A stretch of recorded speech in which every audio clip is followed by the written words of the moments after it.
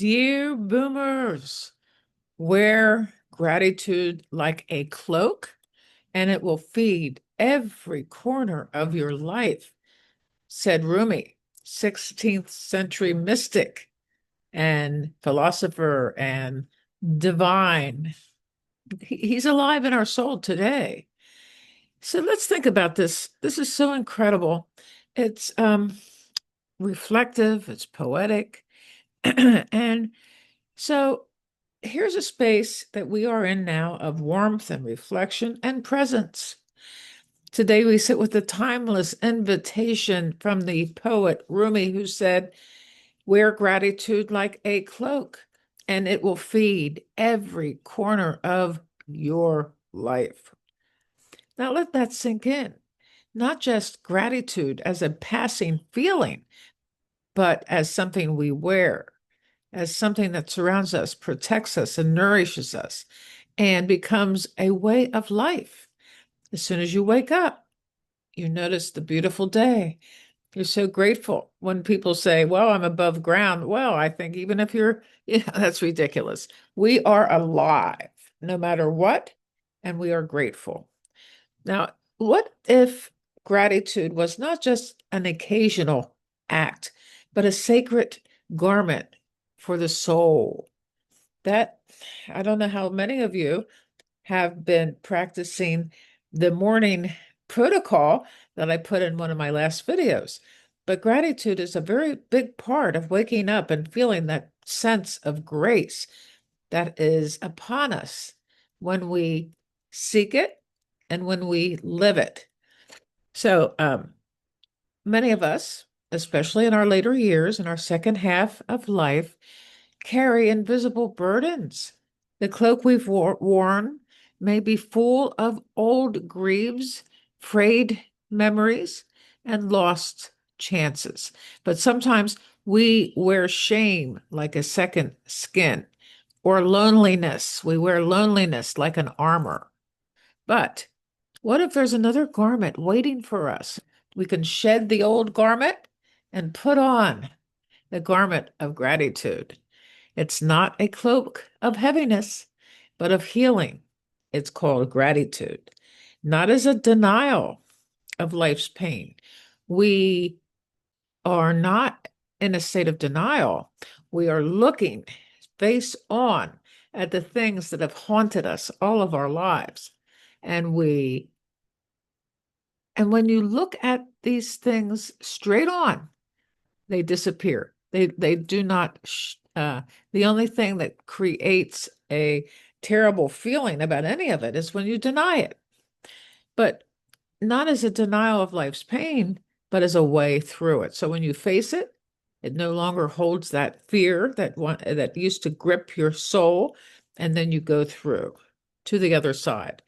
I don't know if you ever knew about facing a monster in your dreams. Instead of running away, if you turn around and look straight at it, everything changes. That's exactly what this is. So to wear gratitude is different than to feel it in passing because it's intentional. Let's getting like getting dressed each morning, not just with clothes, but with a mindset. So it's pausing before you eat and thanking the earth.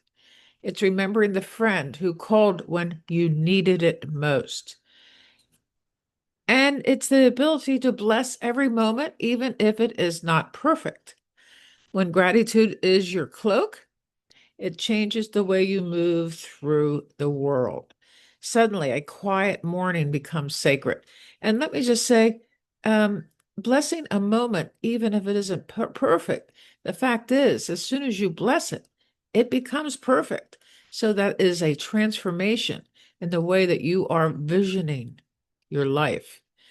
A scar becomes a reminder of resilience. A wrinkle becomes a line drawn by love and survival. So let's say it will feed every corner of your life. That's what Rumi said. Gratitude will feed every corner of your life. Think about that. Gratitude nourishes what logic cannot. It doesn't erase pain, it wraps it in meaning. So when you wear gratitude, let's wear it. Let's wear gratitude today. The conversations soften, memories become teachings, the heart begins to open again, like when we were little children. Science now confirms what mystics have known forever, which is gratitude lowers stress, improves sleep, even reduces inflammation. But beyond biology, it opens a portal to presence and to peace. Gratitude feeds your spirit when nothing else can. So that act alone will change your life.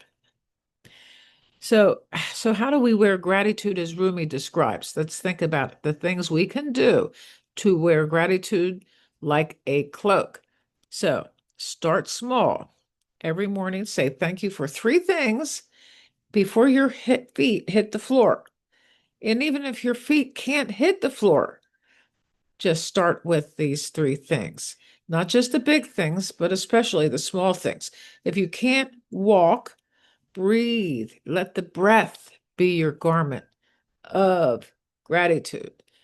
And the reason I say that is recently I had the experience of not being able to walk for a brief period of time, trying to think of how that happened or why. As the shoes, my shoes were, oh my gosh, I really recommend good shoes.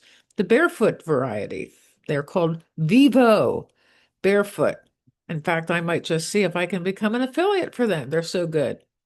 So put on a scarf or a shawl, even a cozy sweater, and bless it and feel and say, gratitude is my cloak today. And this is my gratitude cloak say. May I carry love into every space I enter. Because love, gratitude, and forgiveness are often one and the same. They kind of morph into each other. So let gratitude be your response to a stranger's kindness, even to my doggy's bark out here. I'm so happy she's still alive because she is failing in many ways, but she still has that spark. She still eats, she still drinks, she still does her business. So, to a stranger's kindness, to a hard lesson, have gratitude, even to your aging body. Because when I was able to get up again and walk, I have that kind of gratitude for what could have been. And thank your aging body for carrying it this far, for carrying you this far. So let the cloak become your signature, a soft armor, a whispered prayer, a way of seeing inwardly. So, wearing gratitude like a cloak, Rumi says, and it will feed every corner of your life. So, wrap yourself today, not in regret, not in fear, but in this ancient, luminous fabric called gratitude. And as you walk through the days ahead, may your soul be warmed, your heart be fed, and your life become a living thank you. Thank you. Thank you. There will be videos that show up here. Take a look, subscribe to my channel, come to my Dear Boomers community. I'm in the process of changing it around a little bit. It should be ready in a day. Today's the day. Today's the day to walk in gratitude. Love you all. Bye-bye.